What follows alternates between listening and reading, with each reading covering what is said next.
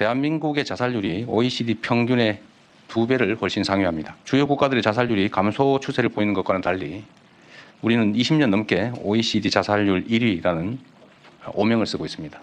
자살로 내몰리는 국민을 방치하면서 저출생 대책을 논하는 것은 명백한 모순입니다. 이는 국가의 책임을 방기하는 것에 다름 아닙니다.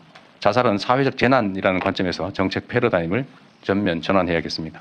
예산과 인력 확충은 물론이고 책임 있는 정책 추진을 위해서 범부처 전담 총괄기구 구성을 포함한 자살 예방 정신건강 지원 정책을 정교하게 만들어서 추진해 주시기 바랍니다.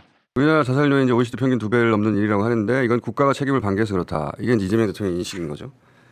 이재명 대통령이 생각하는 정치란 무엇이냐 하는 게 드러나는 건데 간만에 명비어천가 짧게 하고 가겠습니다. 아무도 안 하니까. 이런 거 해야 돼요. 지지율이 올라가 떨어졌다 이런 얘기 말고. 이재명 대통령은 정치 본령은 사람을 살리는 일이다. 이 말을 오랫동안 해왔거든요.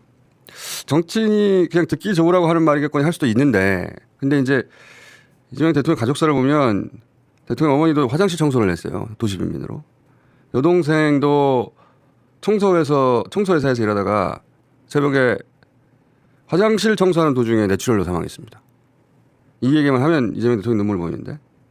그래서 대통령 되고 나서 가장 먼저 한 일이 국회 청소 노동자분들 만나러 갔던 거. 그거 기억하시죠? 네. 네. 그 우연이 아니에요. 그날 국회에 갔던 건 엄마하고 여동생 만나러 간 겁니다.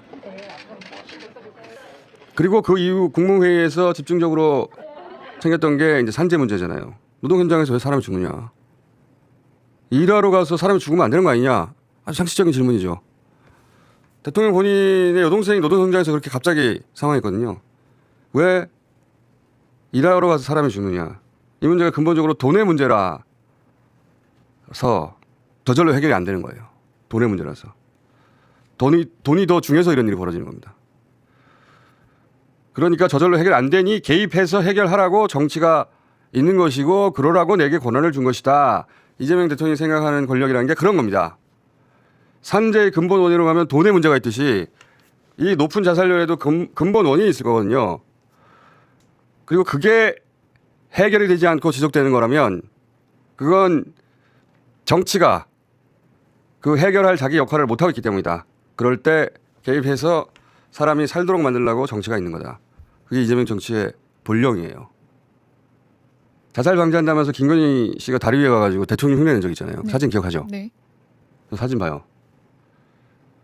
저런 가짜만 보다가 진짜 정치를 우리가 보고 있는 거예요.